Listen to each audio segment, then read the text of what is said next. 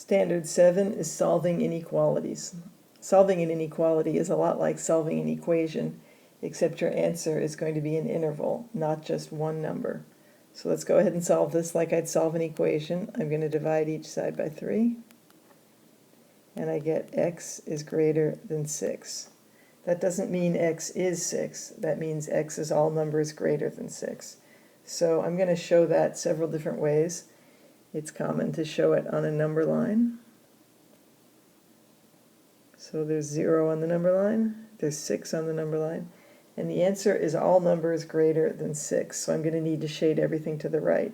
I don't include 6. The answer is everything bigger than 6, but not including 6.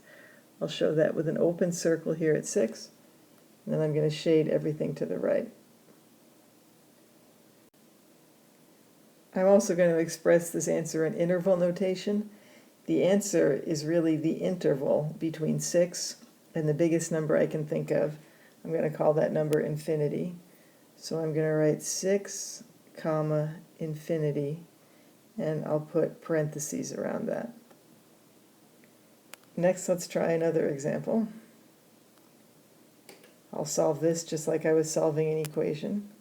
So I'm going to add 3 to each side. 7x is less than or equal to 7.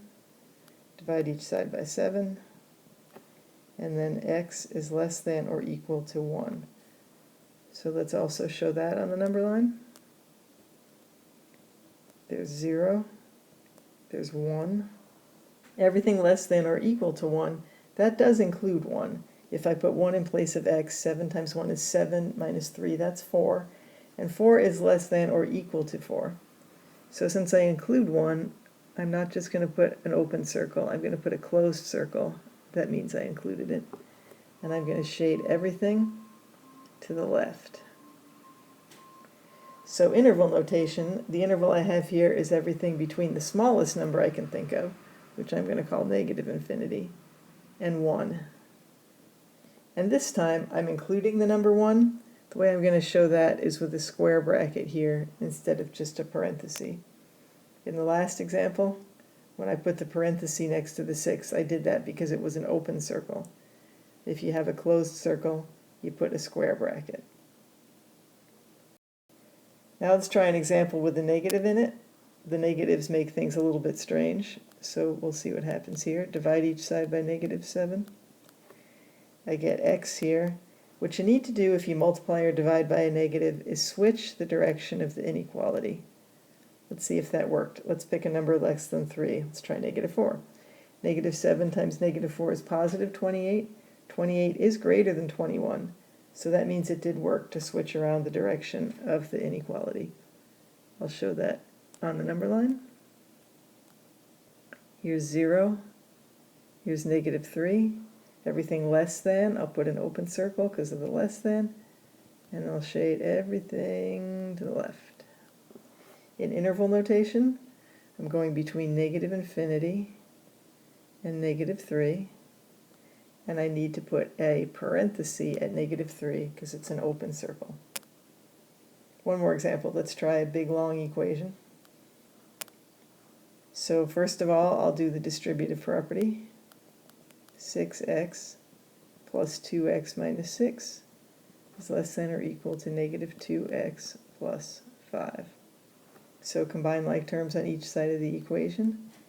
8x minus 6 is less than or equal to negative 2x plus 5. I'd like to try and arrange it with a positive number in front of the x so I don't have all that confusion with switching the inequality. So I'm just going to add 2x to each side.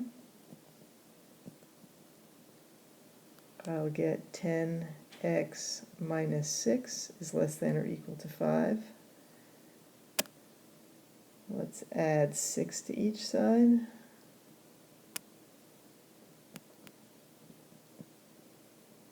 So 10x is less than or equal to 11. Divide by 10, divide by 10. X is less than or equal to 11 tenths. So let's show that on the number line and in interval notation. On the number line, I'm going to show a 0, a 1, and I'll also show a 2, because that fraction, 11/10, is in between 1 and 2. And I'm going to guess it's about here. And I'm going to fill in that circle, and then shade everything to the left. In interval notation, I start from negative infinity. I go to 11/10. It's a closed circle, so I need a square bracket. And that's the answer.